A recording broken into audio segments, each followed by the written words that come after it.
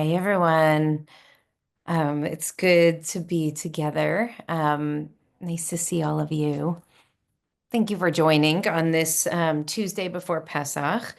Um, so we are going to be talking about healing today, and I'm putting in the source sheet two different versions of the source sheet. They say the same thing. One is from Safaria, but if you are still getting used to the new Safaria format, like I am, it might be easier for you in Google Docs. So I'm giving you both, and then you can decide which one you want to use. It's really good to see you. We're talking about holding the healers today, and I will just share with you. But as I've traveled and spoken about the book, this is one of the chapters that people talk about the most because it's something that we talk about the least. We tend to talk about the least. The way that I pose the dilemma in the book is that we have the folks who are at the holiest place for pilgrimage that day, turning to the right and circling around en masse, and we have the folks who are not at all okay, turning to the left. And the people on the right are, in a way, charged with keeping our eyes up and seeing who's coming toward us, who's in need of love and care and comfort, and so that we can see them, engage them with curiosity, with love, ask them, Malachem, tell me about your hearts, and bless them. And the question emerged over the course of my time really living in the depths of this Mishnah. What happens to the people who, either by character or by profession or both, are always walking to the right? Even when we ourselves are also grieving or hurting or unwell, we're still walking to the right, if you know what I mean. Meaning, always keeping eyes up, looking for who's coming toward me, who needs a little bit of support and love. Where does all of that grief go that we receive when we ask Malachem? Um, and so I think that part of the reason that have been so interested in this chapter is because this is really not something that we talk about out loud. There's a whole new literature that's emerged over the last couple of years about what happens to the caregivers, about caregiver burnout. We talk about secondary trauma and vicarious trauma, but it's really hard to talk about it because it's not the caregiver is not the primary person who's suffering. And the caregiver, either by character or by profession, is someone who's oriented more toward the care that we're giving and the person who's receiving that care than we are to necessarily metabolizing the pain that we've now ingested as we've engaged with a person. So I want to speak about that really honestly and openly with you today. Um, we have um, we have two source sheets that I've prepared for chapter 6 that are in Safaria. We're going to be looking at number 1. Um, the other one I welcome you to look at, but I will tell you that one of the reasons that I'm going with text 1 today, with source sheet 1, is because when we reconvene on the other side of Pesach, we're going to look at chapter 7, and which is about bearing witness, about finding a way to just be present. And one of the core texts that I bring in the second sheet for chapter 6, I'm also going to be bringing in chapter 7. So we're going to hold off on doing that for today, though obviously there's a lot of material that could be used here. So what I would love to do is enter into a conversation about why healers heal. And I want to invite us to have, as a kind of backdrop to this question, how do we also protect ourselves as we're engaging in acts of love and healing and care for one another? So I'm going to go into the text. And by the way, thank you, Jess, as always, for being here and such a great admin for this whole, these many weeks that we have together. But Barb asked if we can have if the recordings are available. And I do just want to make sure that everyone knows that all of the recordings from all previous IKAR classes for, I think, the last couple of years are available. Jess just put the link up. But these are also open and free. And if you have friends who want to come to even come be with us for the last couple of sessions, they're more than welcome to join. I'd be, happy to have folks here. The idea is to share the learning. Okay, so we're going to jump into some learning about healing. Are you ready? Okay, I see Sharon. All right, let's do it. Okay, let me try and make this a little bit bigger for us. Um, okay, there we go. So this is about visiting the sick. Now, I imagine that some of you have encountered some of these texts before, you know them well. I'm also going to be sharing some learning from my dear friend, Rabbi Shai Held. At the end of this session, some of these ideas are things that he and I have been learning together for many, many years, and that he writes about really brilliantly in his book, Judaism is About Love. So we'll kind of come to a close when we get to a big quote of Shai's that I think has been very formative. His teaching has been very formative in my own thinking about all of this. So I want to start by lifting him up, also with the prayers that he has, refuah shlema, healing of body and spirit. And I think what I want to do is offer that as we're learning about what it means to care for people who are in need, if there's somebody that you're holding in your heart today whose name you want to lift up, who's in need of healing, I would love if you would add their name to the chat so that we can also keep them in our hearts, as we're navigating this time of so much brokenness and so much pain. But to think specifically about a few people we love who could really use the extra blessings. Okay, so the obligation to care for the sick actually originates from the book of Genesis, from chapter 18, verse 1. Now, you may recall the text says, "Vayera elav Adonai be'elonei Mamre," that God appeared to him, to Abraham, by the terebinths of Mamre, "V'hu yoshev petach ha'ohel k'chom hayom." Abraham was sitting at the entrance to the tent as the day grew hot. Now, we spoke about this a little bit last week because we were talking about the angels and how each of the angels that came to visit Abraham on that hot day, each of them came with a different kind of mission that they were on. But I want to introduce you to some of the material that the rabbis bring to help us understand what actually happened in 1/3 of the interactions that grew out of these three people coming to visit Abraham by the terebinths of Mamre on that hot day while he was sitting outside. Um, okay, so we're going to start with Rashi. So Rashi says, when we say Vayera elav, that God appeared to him, it's livakeret hacholeh, that God appeared there in that time in order to visit the sick person, in order to visit the sick. And Rav Chama, son of Rabbi Hanina, says it was the third day after Abraham's circumcision, and the Holy One came in order to inquire about the state of his health. I'm sorry. So it was the third day after his circumcision. So now I just want to, perhaps you've heard this midrash before, that the heart of our obligation to visit one another when the other is sick comes from the fact that Abraham, as an elder, who had just gone through a pretty perilous surgery, because circumcision, for a grown person, especially in those times when they didn't exactly have, sanitary conditions, etc., um, could have been, probably was very treacherous.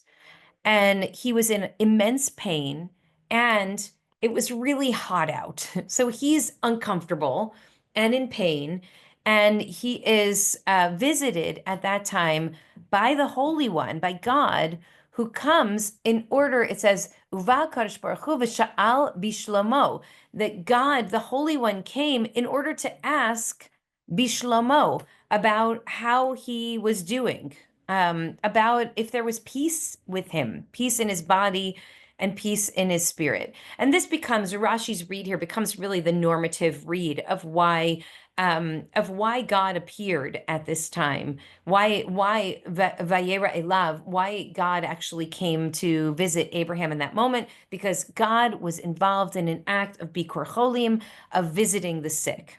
Okay, let me lay out a couple other pieces here, and then we're going to look at each other and talk through what's going on here. So Rashi is getting this from Bava Metzia. So I want to take us into where he's actually deriving this from. Bava Metzia is from the Talmud, from page 86b.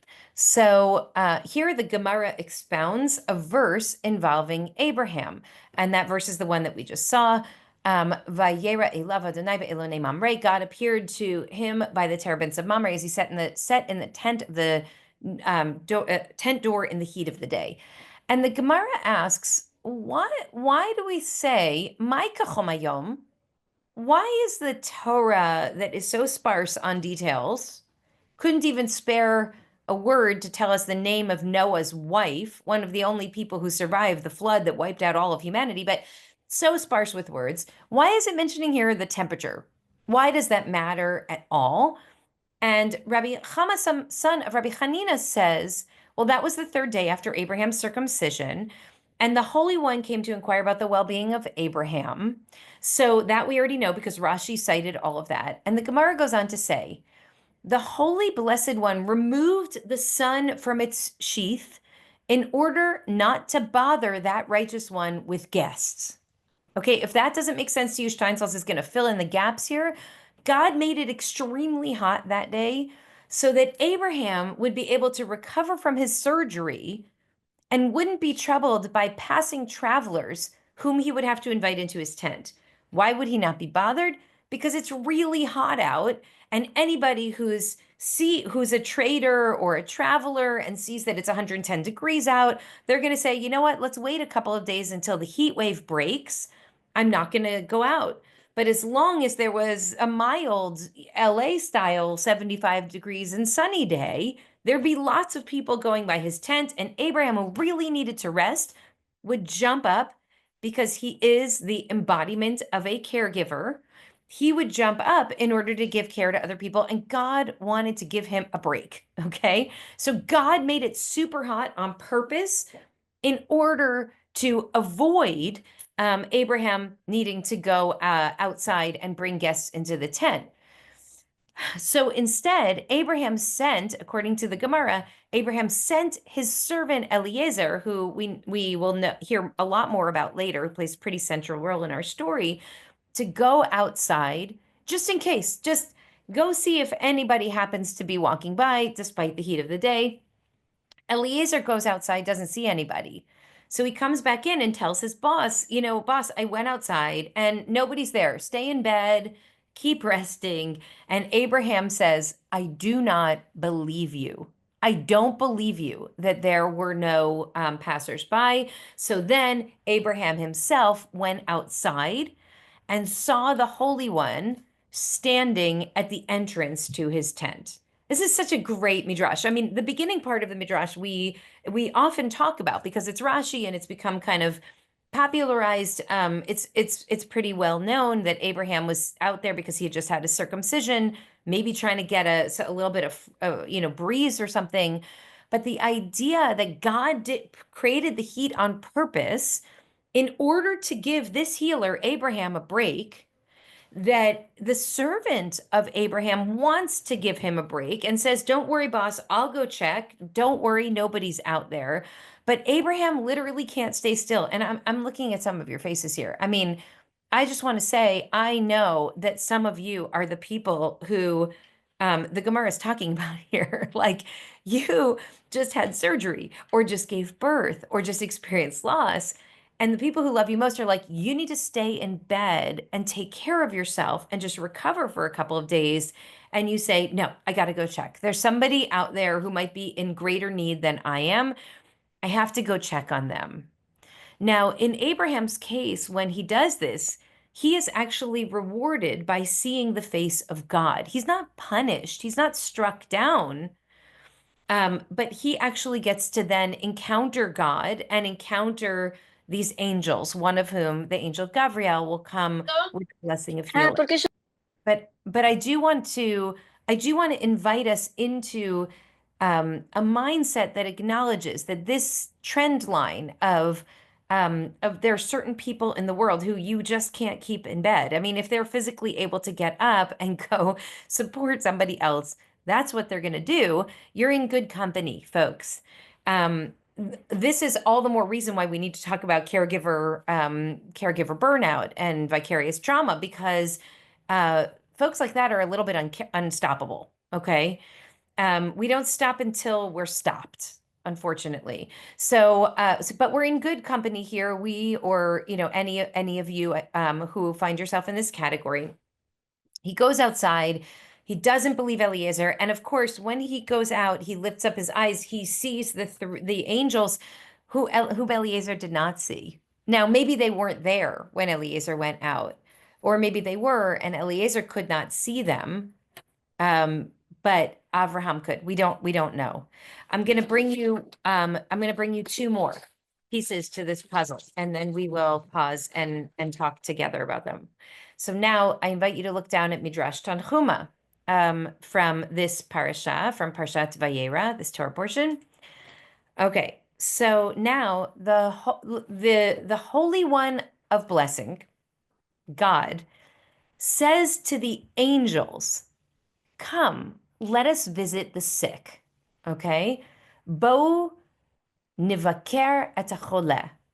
God in the heavens says to the angels, "Come, let us go visit Abraham. Let us go now to visit the sick." And they respond saying the following. This is unbelievable.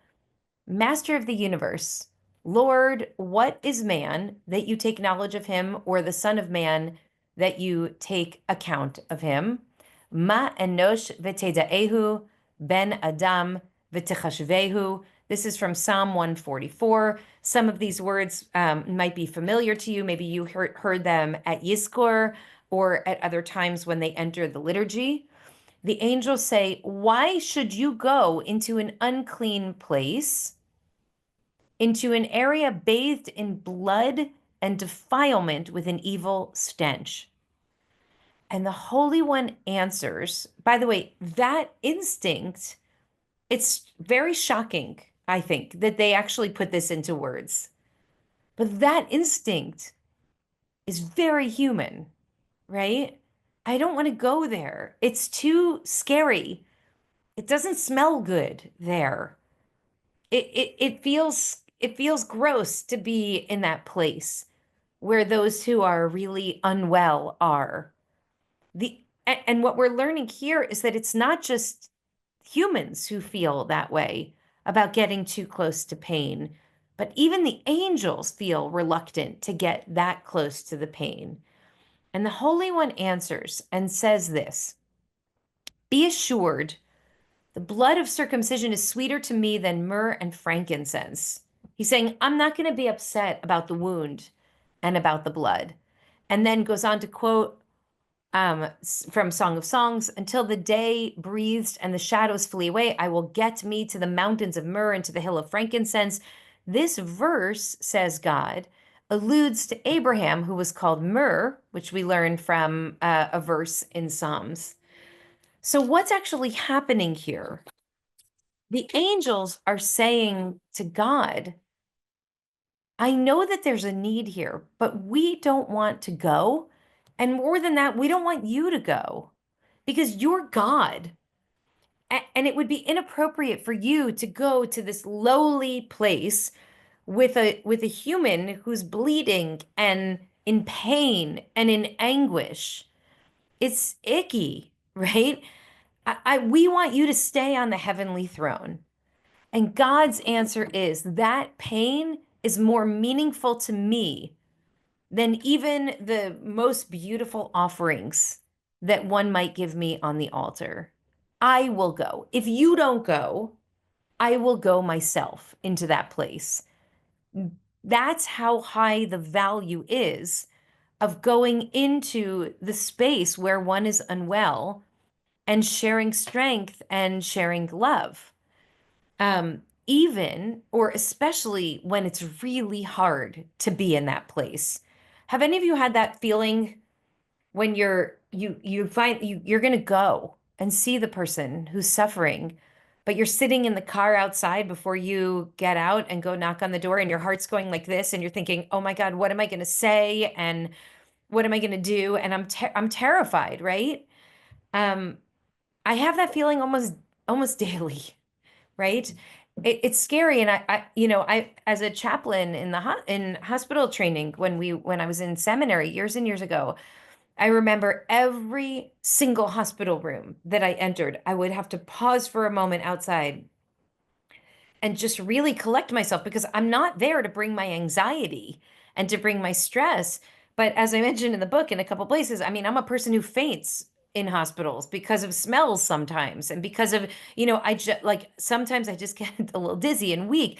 I have to really collect myself and say, I'm going here for a purpose. And that purpose is to try to help Abraham know that even in his pain, he's loved, right? Even if I can't fix the pain and can't take it away, that he's not going to have to navigate it alone. We're going to look a little bit more at that angle of it in 2 weeks when we come back after Passover. But now we know that this is something that first God did. And it wasn't easy for God to do it. And even the angels had that very human instinct. I'm not going anywhere near that place. No way. Right? Let me keep going with one more and then we'll pause. So look at the Mishnah Torah. That's the backdrop. This is now Rambam, Maimonides, great medieval scholar, who is codifying the idea of Bikur Cholim, of visiting the sick, into the laws, into Hilchot Avel, the laws of mourning. But here we're not speaking specifically to mourning, but we're speaking about visiting the sick. Okay, so it's one thing to give a drasha, an inspiring sermon that says, look, folks, remember when Abraham was sitting outside his tent on that hot day in the book of Genesis? Well, why do you think that it was so hot? It's because it was 3 days after his circumcision, and God didn't want him to have to be bothered. But because he's a caregiver, he was bothered. And therefore, we learn that we are supposed to both go out and take care of others even when we're hurting, and also that taking care of one who is unwell is something that actually is an idea that is generated by the Holy One. It's one thing to say all of that as a sermon, as a drasha. It's another thing to codify it into the law. So that's what Rambam's doing here, because Rambam's essentially going to say, even if you don't feel like it, you still have to do it, right? Because sometimes our best intentions aren't enough to get us to the bedside because it's so hard to go there. So here's what Rambam says. He says, the duty of visiting the sick applies to everyone. Bikor cholim mitzvah al hakol. This mitzvah applies to everyone. Afilu gadol mevakeret hakatan.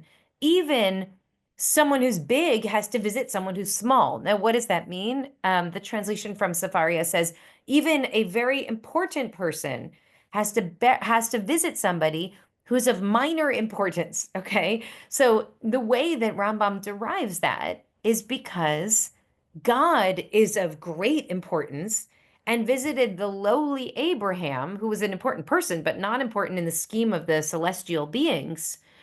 And so if God did that for Abraham, how much the more so should we strive to be like Paul Farmer and do that for whomever is in the greatest need, right?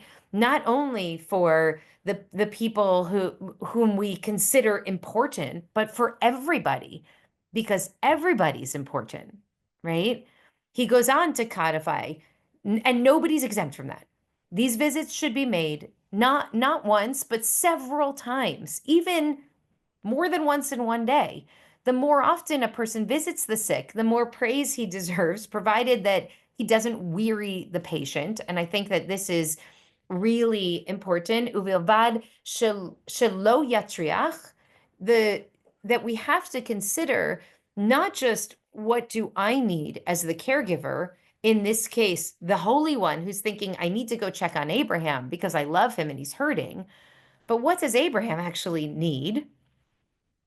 Now, originally, God thought that Abraham didn't need anything, that Abraham just needed rest. But then God realized that it wasn't enough for Abraham to rest. He wanted to get up, even though he was sick. So we're going to do what Abraham needs. I do want to come back to that idea, especially if this is something that you've struggled with a little bit, because sometimes when we show up for people, or when others show up for us, it does feel like it's more about what the visitor needs rather than what the patient actually needs.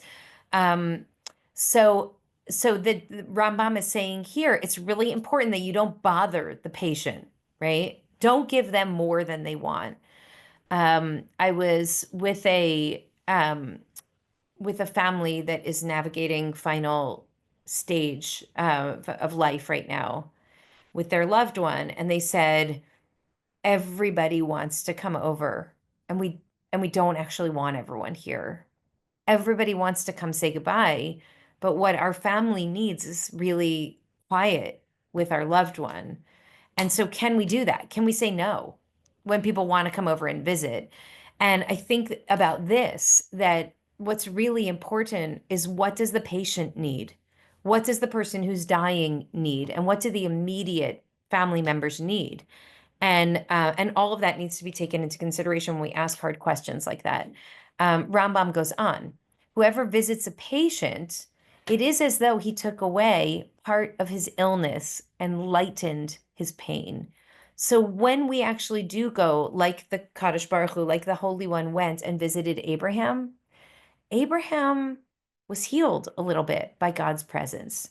Now, maybe he was healed physically, or maybe it just strengthened his spirit. Both of those are options, but what we know from this and other stories that we tell is that there is a difference between what a patient is like before and what they're like after they're visited by someone who comes with love. We'll talk a little bit more about that in a moment. And then he goes on to say, and this is pretty aggressive language, whoever does not visit the sick is almost guilty of bloodshed. Almost guilty of bloodshed. It says, ki'ilu shofech damim. It's as if, almost as if, you murdered him. You let him stay in bed, unvisited, uncared for, not knowing if he was loved or not. It's almost as if you killed him yourself. We'll talk about that. A sick person should be visited only from the third day on, which he derives from God going on the third day. This, I would say, is not practical halacha for our time. It's not something that translates directly into today. But the reason why is because they wanted a person to have a little bit of time to adjust to the reality and then be able to make coherent decisions about who comes in and who doesn't come into the room. Once those most acute days are behind them, they'll be in a different headspace. But then he goes on to say, if the illness came on suddenly and his condition became worse, he should be visited immediately. A patient should not be visited either during the first 3 hours or the last 3 hours of the day, because that's when he's being attended to. Again, this doesn't directly translate in a practical sense, except for the fact that that's still pretty much true. When someone's just getting up in the morning, it wouldn't be appropriate to go in there and visit them. And when someone's just getting ready for bed, it then becomes more about the visitor than it is about the visited. So I'm going to pause for a second, and I'll just share with you one more piece, which I don't include in the text here, but you can find in the text in Sefaria for sure, sheet number 2 for this, which is that one line where he says, whoever visits a patient, it's as if he took away part of his illness and lightened his pain. And maybe you recall in the book, I talk about this fraction, this mathematical equation of 1/60th. Because the rabbis say that when we do Bikur Cholim, when we visit somebody who's sick, we're able to take away 1/60th of their pain. It's such an interesting formulation, right? Because that's something. I mean, being able to relieve someone of a little bit of their heartache, it matters, right? And I'm sure we've all been in moments where you're in so much pain, spiritually or physically, and you'll do anything to get a little bit of relief. And so if somebody could come over and sit with you and it could actually help lift a little bit, it's worth it. But also 1/60th is precisely the calculation, because it's a little bit irrelevant. It's like it both matters and it doesn't matter enough. And so we use the example of 1/60th when we're talking about kashrut, about kosher dietary laws. And, if a tiny little drop of milk goes into your chicken soup, you don't have to throw the whole thing away. You can't do it on purpose, by the way, but you don't have to throw the whole thing away because it's just 1/60th. It doesn't matter. But if more than 1/60th comes, so what it's saying is, then you would have to throw it away. So what it's saying is it helps a little bit, but a little bit's not nothing, but it's also not going to be everything. So, what I want to ask you about is, well, first, what your reaction is to the text that we've seen, to the idea of God posing a model for human beings about what it means to actually care for one another, to Abraham's complete inability to just stay in bed and heal after his surgery, to the angels really being honest in their reluctance to visiting Abraham when he's sick and unwell. Um, and then to Rambam codifying this idea so that we are left with a positive, affirmative obligation to just go. Like, take the guessing out of, do I go over to see my friend after surgery or not? The answer is yes. So what's your reaction to any or all of this? You can raise your hand down on the bottom, or you can give me a little wave if you like.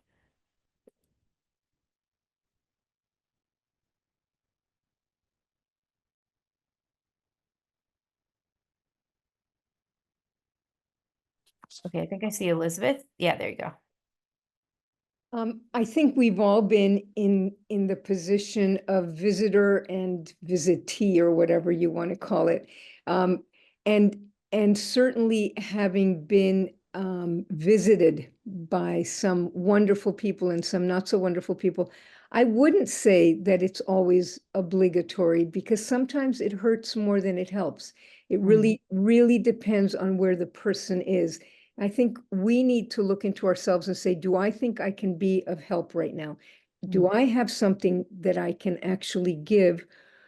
Or am I doing this for myself and I'm really not in a generous place where I can empathize and just be with this person and give them? Because there are people that have visited me that I wish hadn't. mm. And I'm sure that I've done the same. So I think that's a really important piece that we each have to think about ourselves. Thank you, Elizabeth. That's great. And the story that I said I wasn't going to share this time, but we will look at next time, I think speaks to exactly that dynamic. When the person who's coming to give care isn't wanted there, or comes to give a different kind of care than what we actually need in our hearts, and how painful that can be. So I thank you for that. And if we do have time at the end, I'll bring it today, just a little sneak peek of that. But otherwise, plan on encountering that text in 2 weeks. But thank you for sharing that. Okay, Ronnie.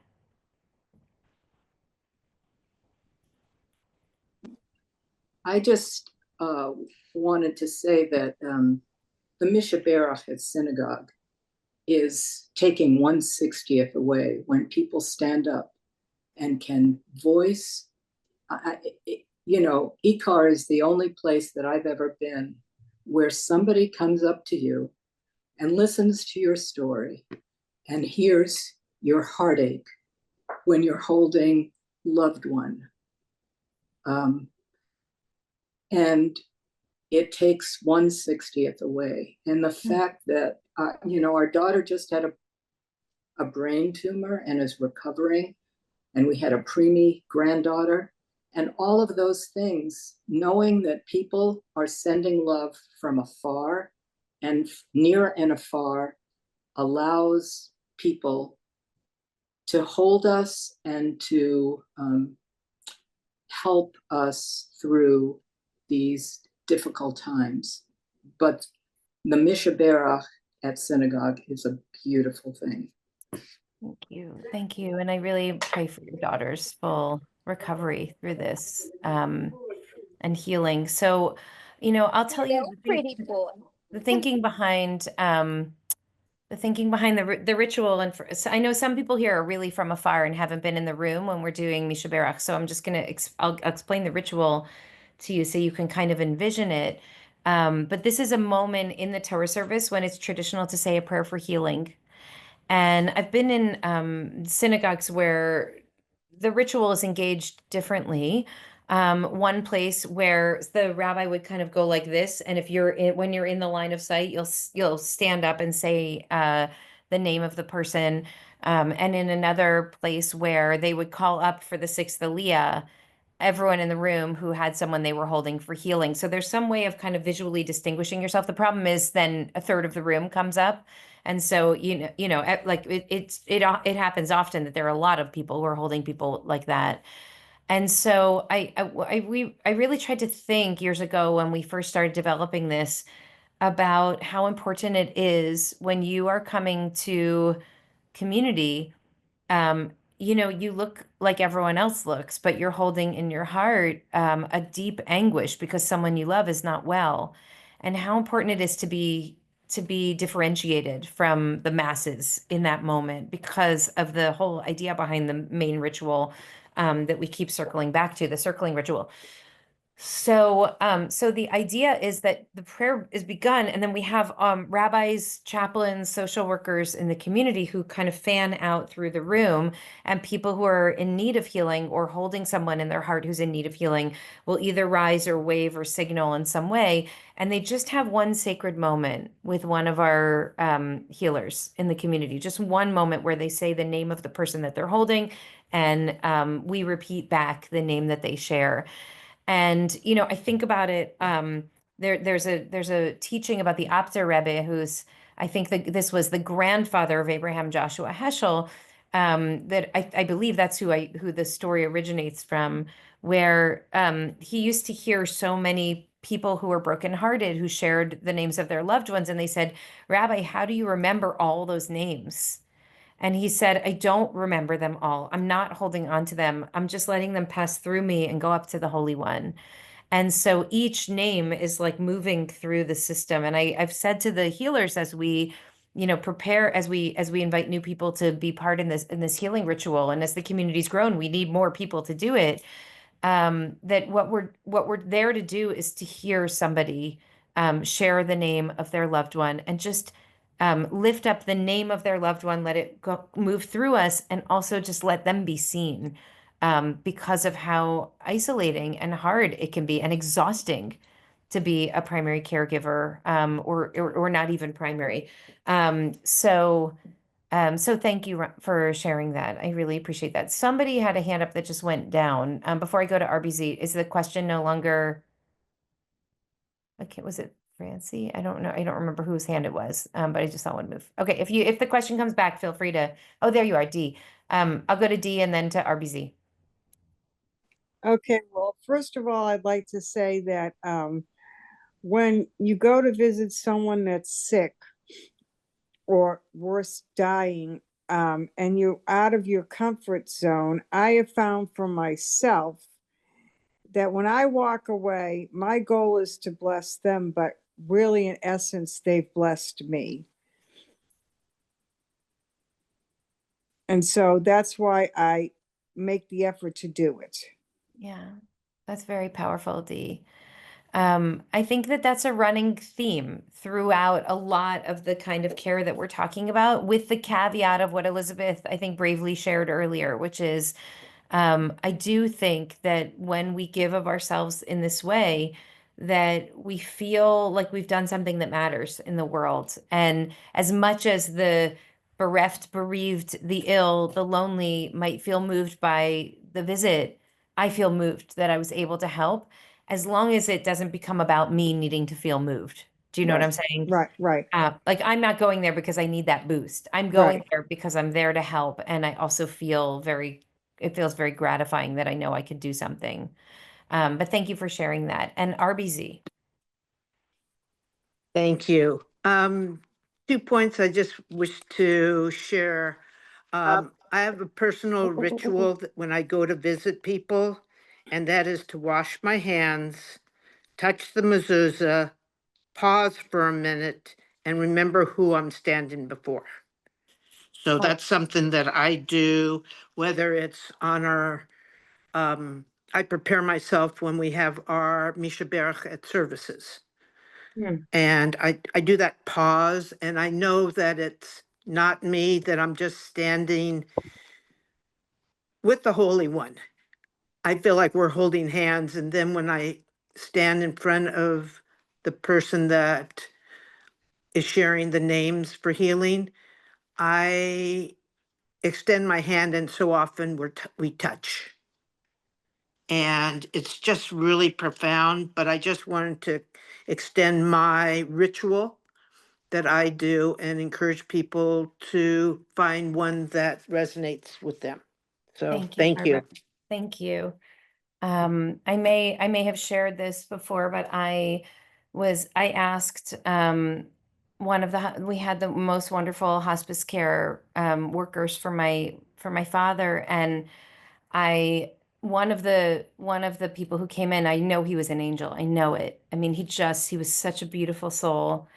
And I said to him, how do you do this? How do you go from one deathbed to the next to the next? I mean, I also get to, name babies and marry people and talk about the end of democracy, but he doesn't get to do all that. He just gets to be by the bedside. And he said he has a ritual where once he leaves the house, he lets it out of his system. He lets the breath fully cleanse him because he can't bring it home. And so, I mean, I do think about that, and thank you for sharing your rituals. And I'm sure others here have rituals here too. And if you want, you can put them into the chat too. Okay, I'm gonna go on. I want to share another piece of this idea, and then before we close today. So thank you for putting these beautiful questions. Also questions and comments into the chat. I'm keeping one eye there and one eye on your faces. Okay, so now let's go back. Is this the one? Yeah. Okay. So by the way, you know that the source sheets, I put these questions in here. I'm again expressing my gratitude to Rabbi Silver, my colleague, who really worked on this with me as I was trying to put all the text into some kind of order, and it meant cutting out a lot of things and trying to condense so that they would be appropriate for about a 1 hour learning. So we have these questions like this. So if you wanted to do this learning with other loved ones, you're welcome to. I would love that. Okay, so now let's look at the kind of this is more of the theological side of the argument that we are making here today. So this comes from Midrash Tanhuma, rabbinic commentary, and here it says acts of love are mentioned at the beginning of the Torah, in the middle, and in the conclusion. Okay, so gimilut chasadim shetchilat haTorah v'gimilut chasadim ve'emtzaita v'gimilut chasadim v'sofa gimilut chasadim. So there is love. You might translate it as acts of loving kindness. I just translated it as acts of love at the beginning, middle, and end of the Torah. Then the Midrash goes on to say, at the beginning of the Torah, the naked are clothed in the Garden of Eden. In the middle of the Torah, the sick are visited in the verse that we just read. And at the conclusion of the Torah, the dead are buried, as it says that Moses was buried in the valley of the land of Moab. Now, in each of these cases, the entity that's engaging in the act of love, in modeling clothing the naked, visiting the sick, and burying the dead, is God. It's God who gives Adam and Eve clothing. It's God who visits the sick when it's Abraham, and it's God who buries Moshe. Remember, God didn't want the people knowing even exactly where Moshe died, because God didn't want Moshe's grave to become like an altar. And so instead, the people go on and Moshe dies alone, but not really alone, because God's there and God buries. So that's the beginning, middle, and end of life. And it's also the beginning, middle, and end of our Torah. It's Genesis, Exodus, and Deuteronomy. Okay, now look at Sota. This is from the Gemara, from the Talmud, Tractate Sota, page 14a. I hope I'm not going too quickly, and you can always ask questions if things emerge as we're going. Okay, so maybe you've heard this piece of Talmud before. Rabbi Chama, son of Rabbi Hanina, says, "What's the meaning of that which is written, after the Lord your God shall you walk?" Now, this is a verse from Deuteronomy, and it is Acharei Adonai Elohechem telechu. Okay, you should walk after the Lord your God. So the rabbis ask, well, what exactly does that mean? Is it actually possible for a person to follow in the divine presence? Don't we know that God doesn't walk on this world like a mortal? God's a devouring fire. You can't get anywhere close to fire, say the rabbis. I hope you're getting a little taste of just sort of the way that the rabbinic mind works here. So instead, he goes on to explain, rather, the meaning is that one should follow the attributes of the Holy One. It says, Ella lehalech achar midotav shel HaKadosh Baruch Hu, right? It doesn't mean that you should actually try to physically walk with God. It means that the way that you walk with God is by imitating God in this world. And then goes on to give several examples. Just as the Holy One clothes the naked, which we just saw a moment ago, is this first act of love in chapter 3 of Genesis, so too you should clothe the naked. Okay, so immediately deriving from God's action an instruction about how we should act. God did this, and so therefore we should do this. Just as the Holy One visits the sick, because God went to see Abraham by the terebinths of Mamre, so too you should visit the sick. Just as the Holy One consoles mourners, so too, and it came to pass after the death of Abraham, God blessed Isaac, so too you should console mourners. Just as the Holy One buried the dead, so too we should bury the dead. So now we have moved from 3 to 4 categories of love that we can give. We have clothing the naked, we have visiting the sick, we have giving comfort after the death of a loved one, and we have actually taken care of the burial of a loved one.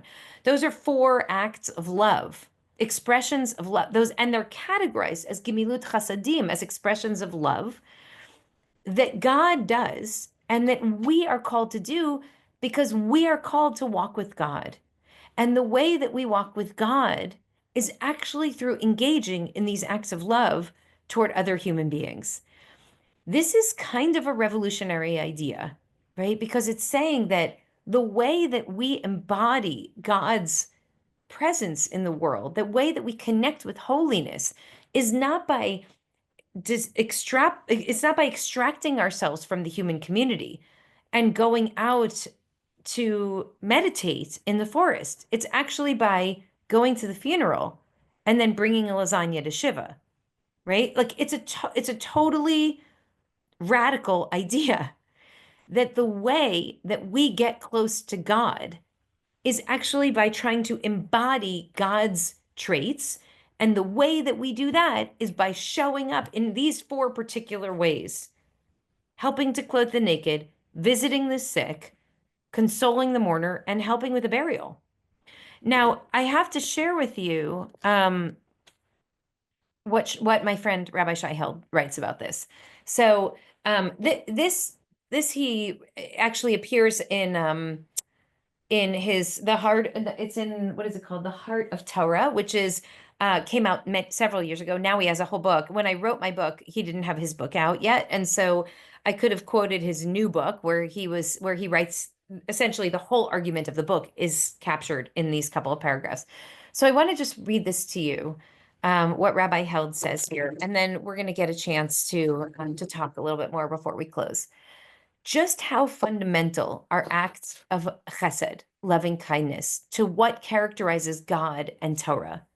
The Midrash says the beginning of Torah is loving kindness, the middle of Torah is loving kindness, and the end of Torah is loving kindness.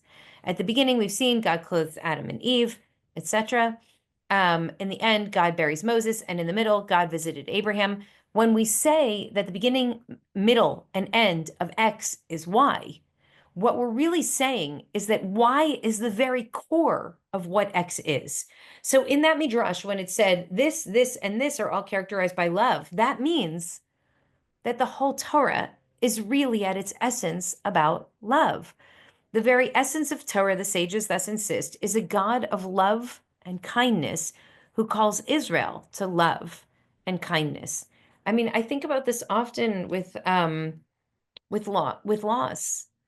Um, for people who are blessed to come into this world through love and with love, and then die when they are surrounded by love, what that means to have love as the bookends of your life, and then to identify love that happened also in the middle, because then it means that the essence of your life is actually love, according to Shai's Reed. On some deep level, then, what Torah is talking about is walking in God's ways, which the rabbis understand to mean living a life of love. Walking in God's ways is a two-pronged obligation. We're obligated to cultivate certain character traits like compassion and mercy, and to engage in concrete acts of kindness, like clothing the naked, visiting the sick, comforting the mourners, and burying the dead. So the two sides of the two obligations are cultivation of a heart that feels deeply toward other human beings, and then the willingness to engage in the actual acts that manifest once we take those feelings seriously. I hope what you see there too is that it's actually not enough to be a deeply empathic, loving, caring person if that does not translate into the way that we engage other human beings. If that does not then mean that we will help clothe the naked, help bury the dead, console the mourner, and visit the sick. So I put a lot out there now. This theological dimension to our question, how does that make you feel? And I do want to add that I've had so many painful conversations with people who are tortured by the God image that they grew up with. God as an angry, vengeful man in the sky who's, ordering acts of violence and cruelty toward other human beings, right? And I I want us to give a little bit of space to lift up the idea of this God, the version of God that Shai is speaking and writing about, and that the rabbis in the Midrash are speaking and writing about. A God that beginning, middle, and end is about love, because that God is as much God as that terrible image that so many of us are sort of tortured by. This isn't a made up version of God that, we soft in our time came up with. This is a very ancient idea of God. It's just been suppressed over time because, well, for all kinds of reasons. So I'm going to stop there. I mean, I wonder how you respond to what our tradition says are the ways that we walk in God's ways. Does it feel like this is a path to spirituality and to the embodiment of the essence of God through engaging in these concrete acts of love? We can take one or two comments before we close. So what do you think? Hi, Sarah. Oh, you're muted still. Hold on. So naturally, a funny story kind of came to mind. And but then what you just said made me take a whole nother look at it. Years ago, I was in the hospital and I was about to be released early because I was better, right? I was better. And I'd only been in less than 24 hours. And my mother-in-law was upset because she hadn't had a chance to visit me, and like show what a good hospital visitor she was. And, and so for years I've told that story because it is sort of amusing. But I think that it also, when I heard what you're saying, one of the things that came across is when we are in that position, when we are the one who's sick, right? That we have to remember that everybody is, and that we have to be ready to open our hearts and realize that, okay, this is what they think is love, right? Mhm. That's what they're trying to do, And Yeah.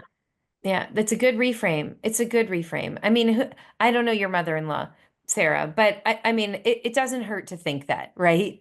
Like maybe this is the way that a person's trying to show you love is Yeah. by showing up for you in this way, in this moment. I do appreciate that reframe. Um, okay, I'm seeing somebody, let's see. Um,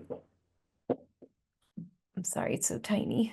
Yeah, I know. I do too. I'm responding to Mary Dale's statement, and this is the path that you're trying to embrace is also struggling with and reconciling what's happening in Gaza and to the Palestinian people.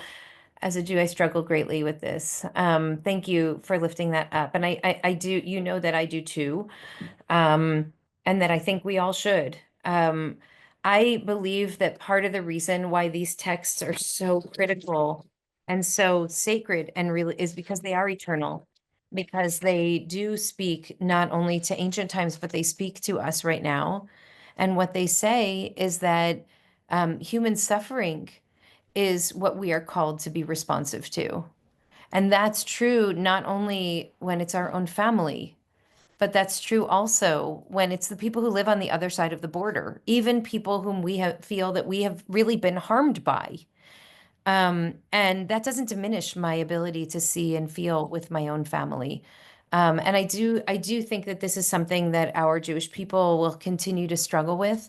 At the same time, there are also lots of Jews who feel great empathy for the suffering of others, but not for Jews. So, you know, my strong feeling about this is that our hearts are big enough to hold all of it, and that that's actually what we're called to do.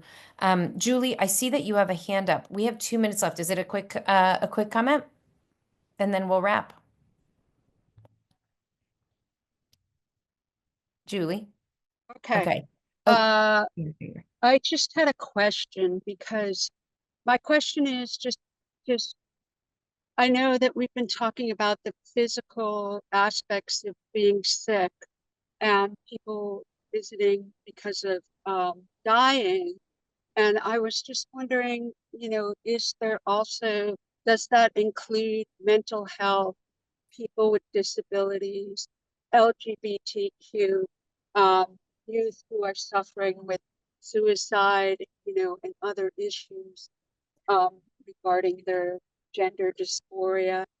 It's, you know, it's a fine line. I mean, so yeah. I just was wondering, that's kind of like a Thank you, wonder Julie. question. Yeah, thank you. I mean, the answer is, of course, yes, absolutely. I mean, some illnesses are visible externally, and some struggles and suffering and illness is not. And we're called to try to see one another fully, especially when the other is hurting the most. And so I think I really appreciate you lifting that up, Julie. And I think this is a way that we can all continue to grow and learn. It's hard to know what's going on inside another person's soul. You know, I will just share very quickly before we wrap in 1 minute. But I was once teaching a text about the Birado Leket, about the palace that was on fire, and the visiting traveler who saw the palace that's on fire and says, "Who's responsible for this? You know, who's the caregiver here?" And the owner pokes his head out of the burning house and says, "I'm the owner of this place." And you know, and this is supposed to be the sort of origin story of the Jewish people. This is how Abraham and God first became partnered. And I was sharing this story, and a teenager in the room raised her hand and said, "The house on fire is my father. He's struggling with mental illness and wants to die. And until I saw him and asked him, 'Are you okay?' he refused to let me know about the pain in his heart. But now we're finally talking about it." Right? So I mean, I think always about this child who was able to see that and not just see it, but engage it and say, "I'm right here and I love you," and how courageous that is. And Julie, you're right. I mean, we need to be brave. We need to be brave in this time. I am going to close by saying that we're going into Passover, the festival of liberation, of freedom. in such a fraught and painful moment that is so full of human suffering and anguish, both for our people and for all people. And I really want to bless you that in some way, this night of questioning, of what these nights of questioning and wondering, of resensitizing ourselves to heartache and also to the possibility of a different kind of future, leave us not only more compassionate, but also more hopeful. In many ways, each of these 6 sessions that we've had before have tried to lead us to the world's incredibly overwhelming. Do not give up. There's something that you can do right now in this moment. The spiritual practice for this chapter, for chapter 6, was something like pick up the phone, go call somebody who you know who needs to hear from you. Go visit, just stop by, on your way out of town and just see somebody and remind them that they're loved and remind yourself that you still have agency in this world. And I really want to bless all of you with a Chag Pesach Sameach. I hope it's a really meaningful and beautiful holiday. We are not meeting next Tuesday. But we will meet again on the other side. And as always, eager to hear your thoughts and feedback. And we will have 2 more sessions on the other side at the end of April. So my gratitude to all of you.